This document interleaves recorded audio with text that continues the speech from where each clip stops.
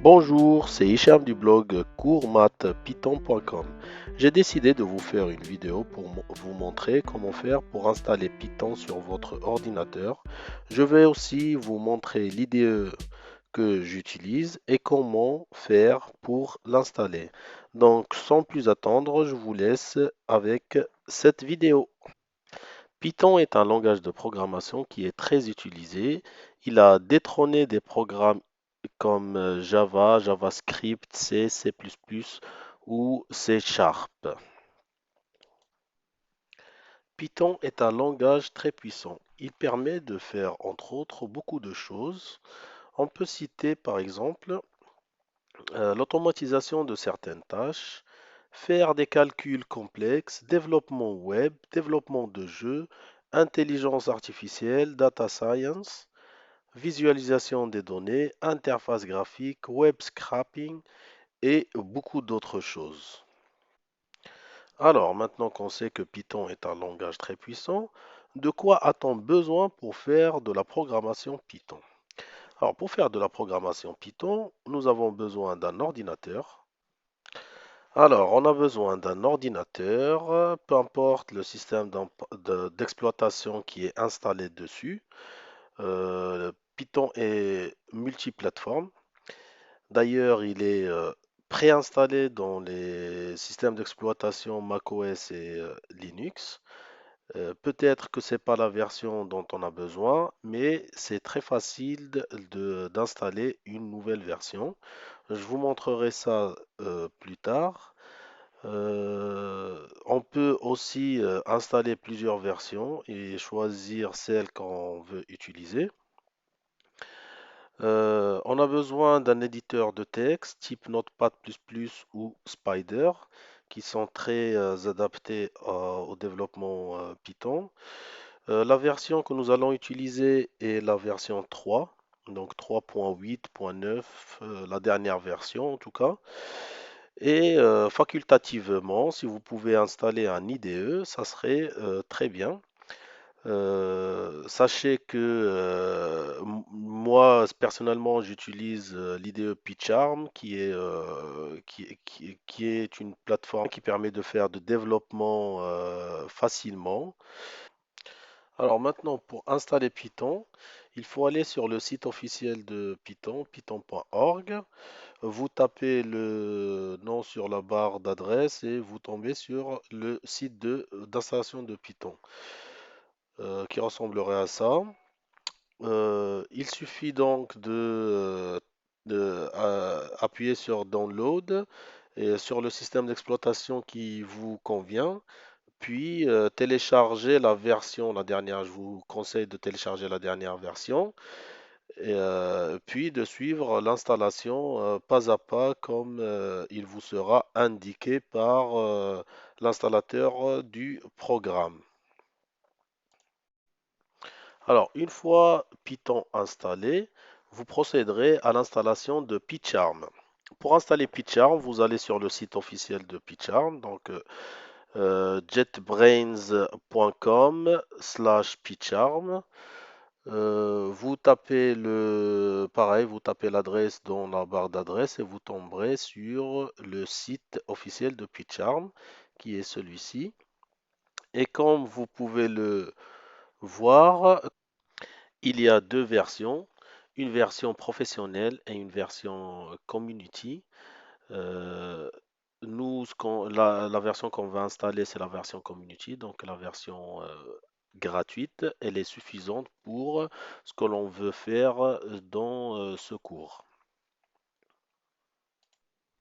Donc, de la même manière, vous procéderez à l'installation, au téléchargement d'abord de la version qui correspond à votre système d'exploitation et vous commencez le téléchargement puis l'installation en suivant les étapes une à une de l'installation et jusqu'à la fin du processus d'installation.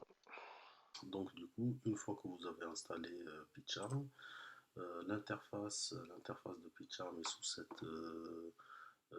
cette forme-là. Vous avez trois. Donc ce qu'on va faire, c'est que je vais lancer PyCharm et on va essayer de faire notre premier programme.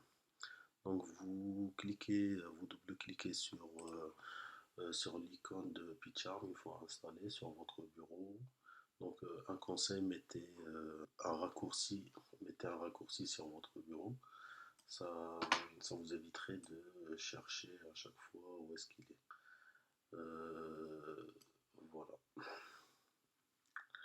Ok, donc là, on peut commencer un new project. On commence un new project. Donc là, il vous dit le nom du projet. On va l'appeler test 2 ou tuto Python.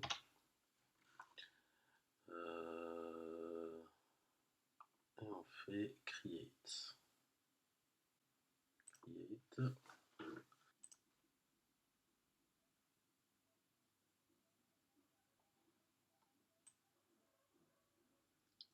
Voilà. Donc du coup, l'interface, comme je l'ai dit, donc ça c'est votre projet. Votre projet, on verra plus tard comment faire pour écrire du code. Donc ça c'est un code qui est déjà écrit.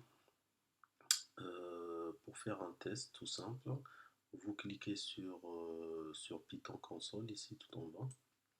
Vous essayez d'agrandir cette zone. Alors la console Python, vous pouvez l'utiliser tout simplement, enfin tout le code que vous pourrez écrire sur un éditeur de texte, vous pouvez d'abord le tester ici si vous voulez. Donc on va faire par exemple, on va écrire notre premier code. Le premier code, c'est on va écrire tout simplement print. C'est une instruction que Python y comprend. Print entre parenthèses, puis entre guillemets, on va mettre hello world. Hello world ou bonjour tout le monde. Après vous exécutez avec entrée. Et là, ce que vous allez voir, c'est que l'interpréteur Python a compris le mot-clé print, l'instruction print, qui pour lui, il l'a traduit il l'a traduit en langage ordinateur par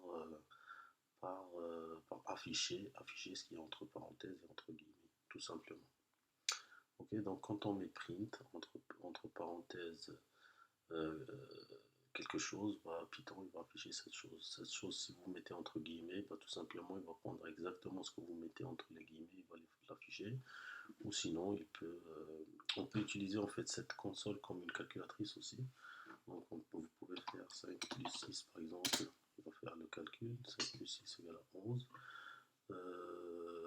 Bon, on verra par la suite comment faire pour écrire du code et pour l'exécuter. Donc une fois, donc le code, donc l'éditeur de texte, l'éditeur de code, c'est ici. Euh, c'est ici. Cette interface graphique, pour l'expliquer rapidement, donc on a une partie éditeur de texte, on a une partie console et on a un bouton qui est très intéressant ici qui va nous servir dans un premier temps. Il y a plusieurs boutons, on va les expliquer au fur et à mesure, mais dans un premier temps on va se contenter de ce bouton là qui permet d'exécuter en fait le code. Ok, voilà. Donc je vous invite à faire la même chose, d'ouvrir votre PyCharm et essayer d'exécuter, d'ouvrir d'abord la console Python et de écrire votre premier code. Alors, depuis tout à l'heure, on parle de code de programme, on peut même rajouter script. Alors, ce que j'ai prévu, c'est de faire un petit glossaire pour se mettre d'accord sur un certain vocabulaire qu'on va utiliser durant ces vidéos. Alors, tout d'abord, un algorithme. Un algorithme, c'est tout simplement une succession une succession d'instructions simples et faciles à exécuter. Donc on a un problème, on va essayer de le découper en plusieurs étapes et on va essayer de le résoudre en plusieurs étapes. Et la succession de ces étapes en partant d'un départ, d'un point de départ pour arriver à la solution du problème. La succession de ces étapes s'appelle algorithme tout simplement. Et programme, du coup le programme code to script, on va essayer, enfin les trois, il y a une subtilité entre la définition de chacun de ces trois mots, mais dans notre cas on va dire que ce sont presque des synonymes, on va dire. Donc le programme, c'est un algorithme qui a été codé, donc il a été codé dans un langage précis. En l'occurrence, dans notre cas, on va le coder dans le langage Python. Et donc il a été codé et qui peut être exécuté par un ordinateur. Donc pour qu'il soit exécuté par un ordinateur, on a besoin d'un interpréteur ou d'un compilateur entre les deux. Dans le cas de Python, c'est un langage, on dit un langage interprété, donc on a un interpréteur.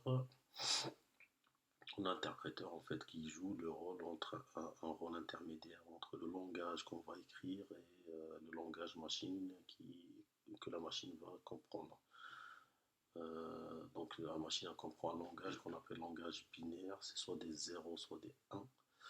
Et tout simplement, l'interpréteur il va prendre tout ce qu'on écrit dans le code, dans le programme, et il va le transformer en des 0 et des 1 pour que la machine puisse le comprendre.